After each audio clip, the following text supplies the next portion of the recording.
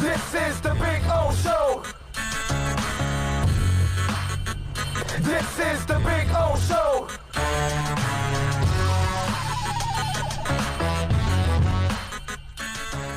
I was thinking about this, right?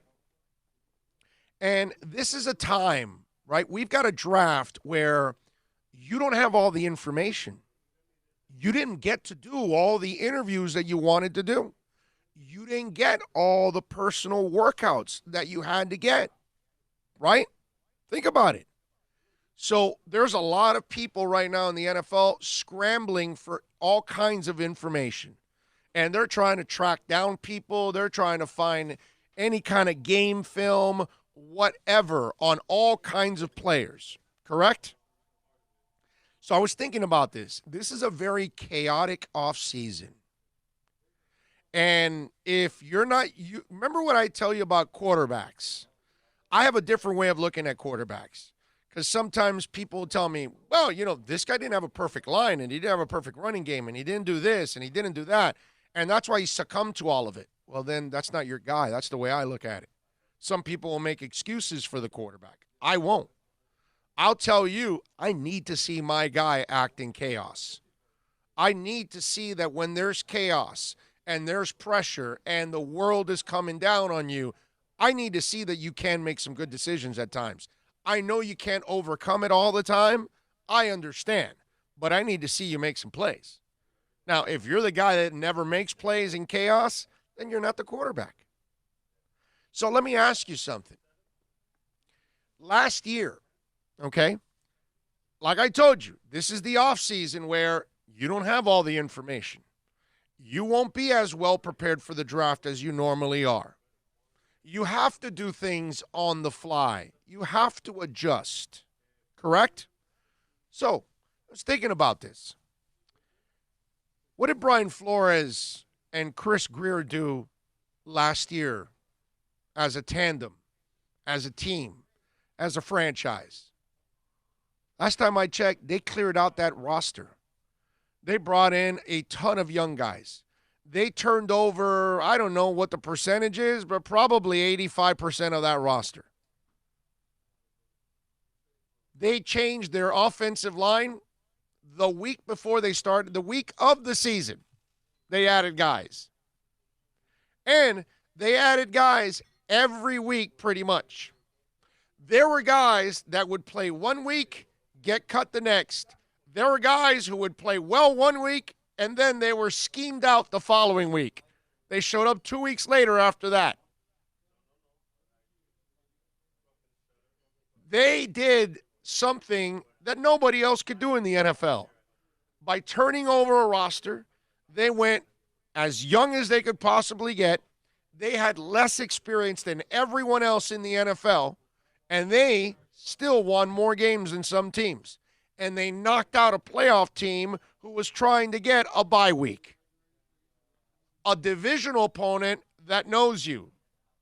A divisional opponent that should have been your superior. So we watched Brian Flores overcome all kinds of things. He didn't waste time. If Josh Rosen didn't play well, he wasn't staying in the game. If Kalen Ballage wasn't playing well, he's not staying in the game. It didn't matter who you were. He was going to get you out if you weren't playing well.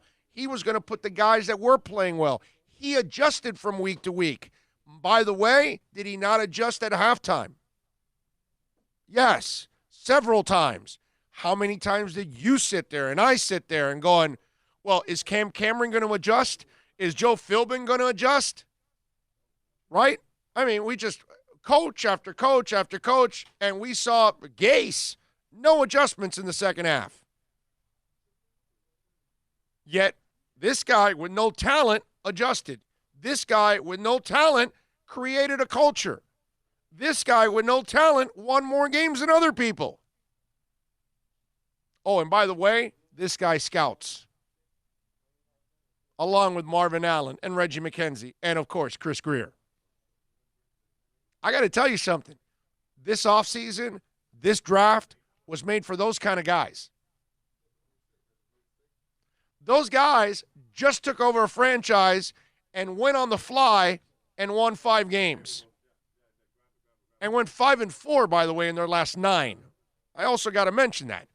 Because as you trend, it's this kind of a trend. Sadly, our COVA, problem is upwards in a bad thing. For the Dolphins, the upward swing was a good thing.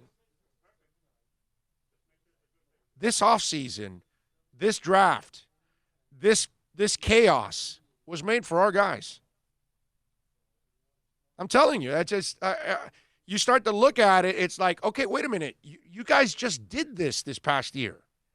You had to turn over rosters. You were bringing guys off people's practice squads. You had no idea who they were. You were putting them in offenses and defenses and schemes one week to another. I mean, it was amazing. Some people were looking at it as a negative. Some people were looking at it like, oh, they're trying to lose. No, you idiot. They're filtering in out talent. They're trying to figure out who can play, who can't. All right, I don't like this guy. I don't like this guy. I like this guy. He's staying. That guy's going. That guy's going. That guy's going. That guy's staying. That's what they were doing. It's pretty simple. But they did it with a whole bunch of people that they had no idea. Nobody made more transactions. Nobody had more nameless faces on their team than the Miami Dolphins. And yet, they weren't the worst team in the league. And yet, they weren't the poorly coached team. They were very well coached. They were disciplined. They committed. Not only did you turn over a roster like crazy, they were one of the most disciplined teams in the NFL when it came to penalties. Not only did you adjust on the fly with a whole bunch of people that didn't know who the hell you were and you didn't know who they were, they adjusted to you quickly. You created an environment where they could get comfortable quickly. Nobody gives them enough credit for this. But I'm sitting there thinking about this, and I'm going, everybody's worried about this draft and the communications and, oh, they didn't do enough interviews and that they didn't get the personal workouts and all that. And I'm thinking this. I'm thinking this is right up their alley. These guys did this all last year. This right here, this challenge is not going to be a problem for your Miami Dolphin front office. I just, I thought about that, and it's like, it's really cool. It really is.